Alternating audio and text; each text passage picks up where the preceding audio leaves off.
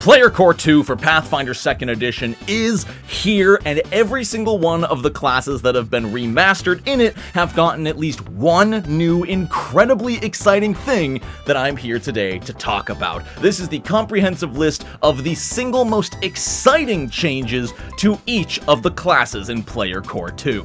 Also, sorry my hair looks so disgusting. I promise it's not grease, it's just 90 degrees out with no air conditioning, so I drenched my hair before recording this so I don't die. And before we get into it, I want to give a huge shout out to all of the members of the Known at One's Patreon page. If you've been enjoying my content and want to help support me to make more of it, you can use the link in the description to pledge $10 a month to get your name alongside all of these incredibly generous people, without whom my job would not be possible. So thank you all so freaking much. Let's get into this. I'm so excited. And we're starting with what used to be possibly the most controversial class in Pathfinder 2e, the Alchemist. In old school pre-master PF2, people were really here or there on the Alchemist. You either really loved it for its flavor, or you absolutely hated it for its slightly below average mechanics. But in the remaster, Alchemists have been given an entirely new class feature, which makes the class so much more consistent and reliable. I'm talking about the brand new Versatile Vials system. Every single day during daily preparations now, Alchemists get a number of Versatile Vials equal to 2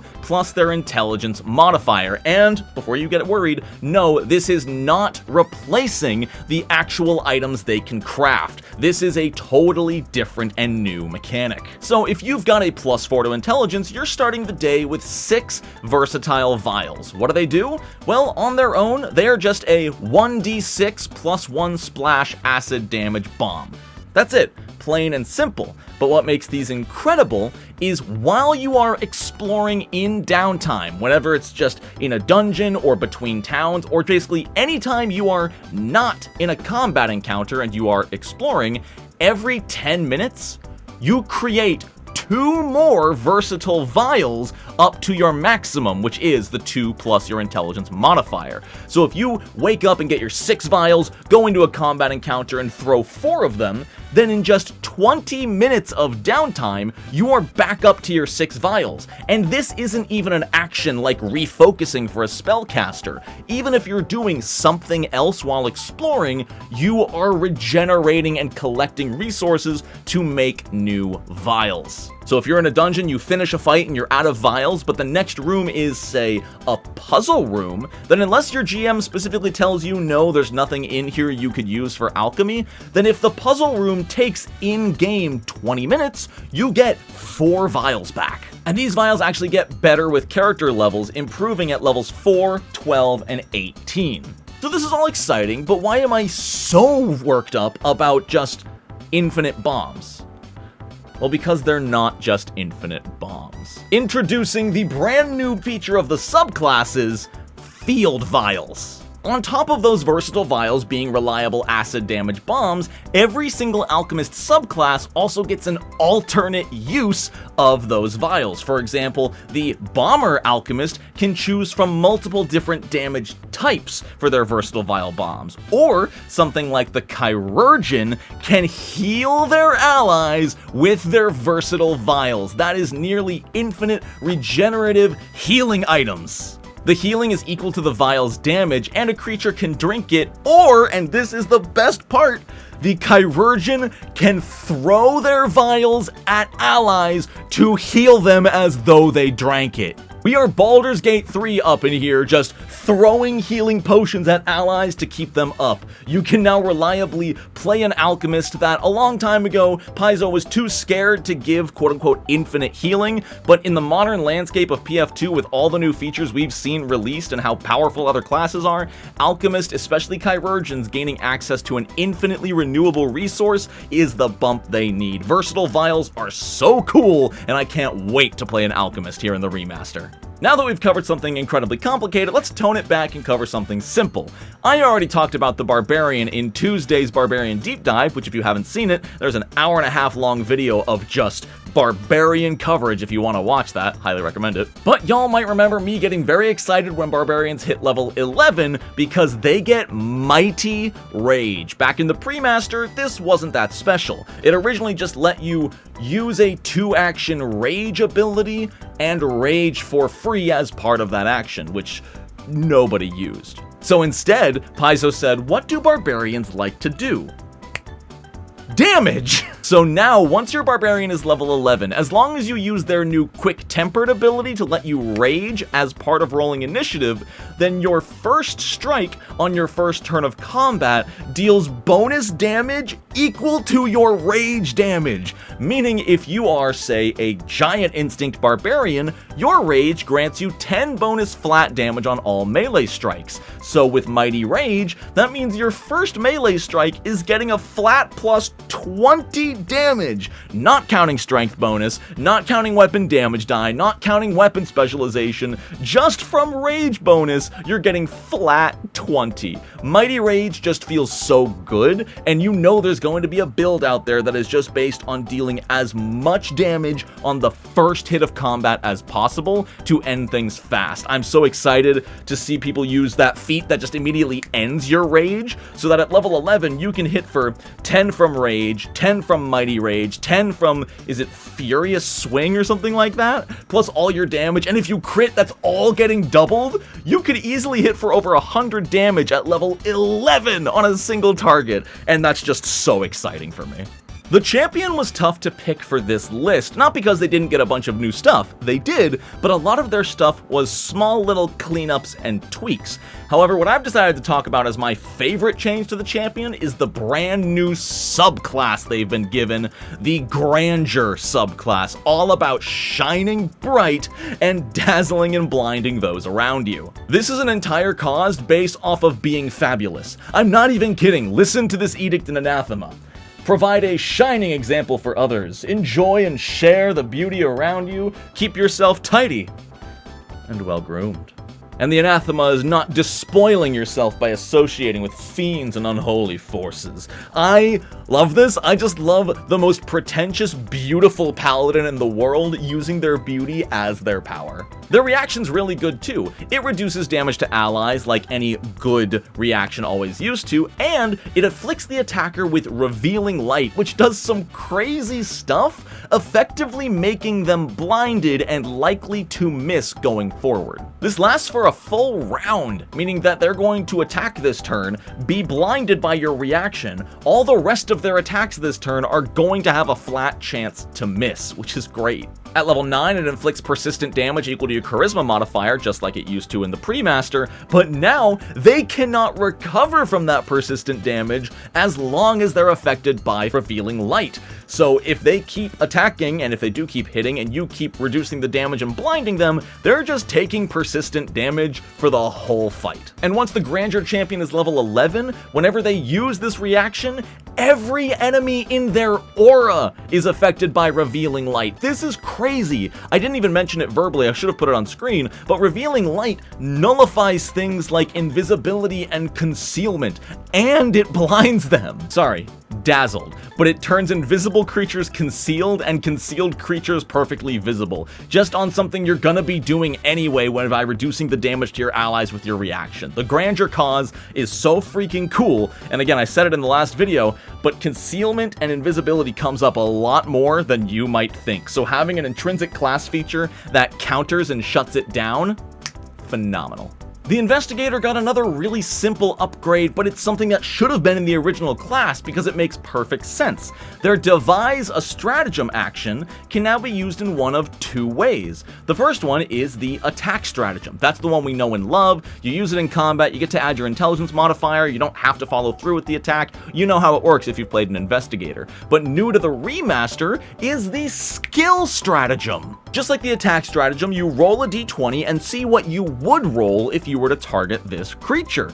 Then, if you choose skill stratagem, you're no longer allowed to attack that target for the rest of your turn. However, any intelligence, wisdom, or charisma-based skill action gains a flat +1 on top of what you rolled with your die. On top of that, if you have pursued a lead and would be gaining a +1 bonus already to something that applies to your case, then it will stack with skill stratagem, increasing the total bonus to +2. So if you are fighting the subject of your lead and you've got a really good intimidation score, well, guess what? You can skill stratagem, roll, and get a +2 to demoralize that target. Or even more importantly, recalling knowledge on a target. This is incredible. Investigator's got some really yummy stuff. You can use this out of combat too. There's nothing saying you have to devise a stratagem in combat. So if you're just talking to the mayor and he seems kinda sus and you want to look through him, you can devise a stratagem,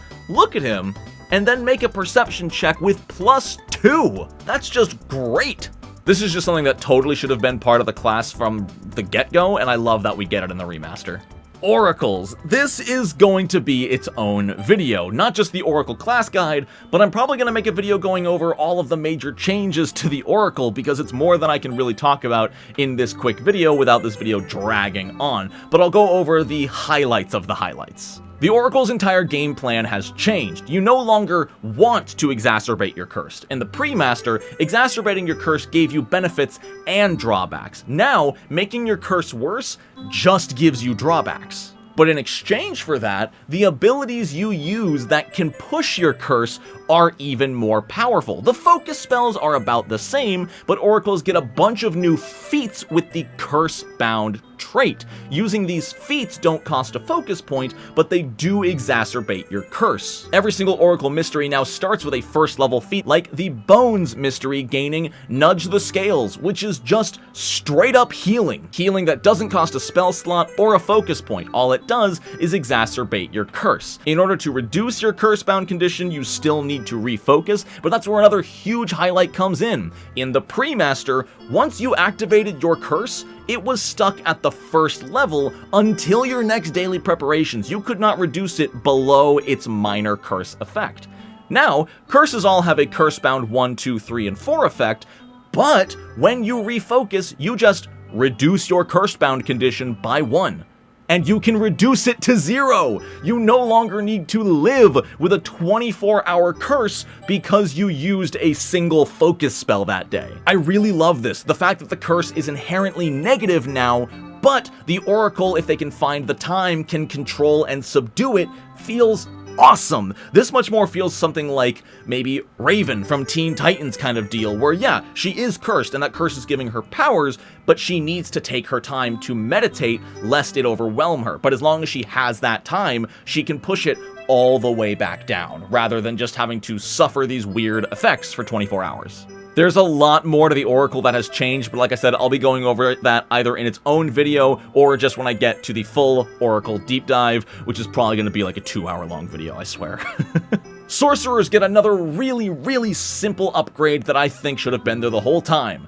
They took the Dangerous Sorcery feat from the pre-master and made it a base class feature for all sorcerers. Not only that, but on top of adding the spell rank to damage, it also adds the spell rank to any healing a spell cast by the sorcerer does. If you cast a rank 2 heal spell, then it heals an additional 2 hit points. If you cast a 3 action rank 2 heal spell, then everybody healed by it heals an extra 2. This really gets its bang for its buck on multi-target and area of effects spells. This means if you cast a rank 3 Force Barrage, then instead of dealing 1d4 plus 1 per shard, you're dealing 1d4 plus 4 per shard, as long as each shard is hitting a different opponent. Each creature can only be affected by the bonus damage of Sorcerer's Potency once per spell cast. That still means, though, that level 5 Sorcerer using a rank 3 Force Barrage can deal 30 to 48 total damage spread out over 6 targets, which is great damage for resource economy. Your fireballs, your lightning bolts, anything that does stuff in an area, whether it's damage or healing, has gotten a huge upgrade for this. And finally, the Swashbuckler got something that was so desperately needed, a brand new trait, Bravado. Any action with the Bravado trait grants the Swashbuckler panache if it succeeds. This is really easy and obvious to understand when you read the subclasses. Tumble Through, for Swashbucklers now has the Bravado trait, and whatever skill action is granted to you by your subclass also gains the Bravado trait. But that's not all. There are new feats and abilities that the Swashbuckler gains that now have the Bravado trait. So Swashbucklers have a lot more freedom and creativity on how to gain panache. This also gives it a lot more mechanical tangibility for GMs. If your Swashbuckler asks to do something, they can also ask, hey, would this be cool enough that you would give it the Bravado trait? You know, if I long jump from our ship to the pirate ship, could you give that Bravado because it's such a crazy cool in-character move? And the GM can say, yes, I'm giving that Bravado, you have panache now. I love that. On top of that, Swashbucklers are now stylish, which means they just get a +1 bonus to any Bravado skill check.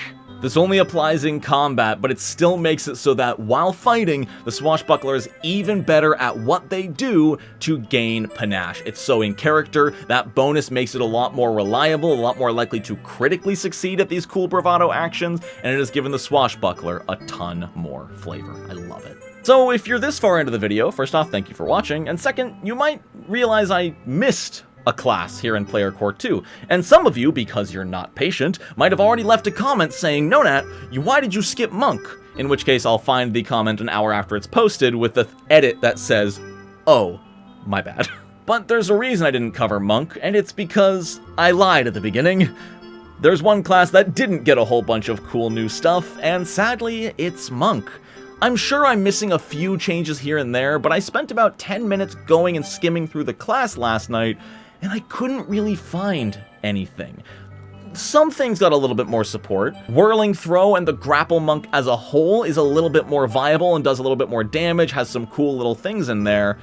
But overall, their base class features are the same, and because monks don't have a subclass, there wasn't that much that Paizo could give them. I was hoping to see maybe a new stance or something, but sadly that wasn't the case. Monks did lose something. There's no more fusing stances, which I think is fine. Fusing stances in PF2 with the action economy the way it is didn't really work out all that well. So they got rid of that and replaced it with a few other level 20 feats.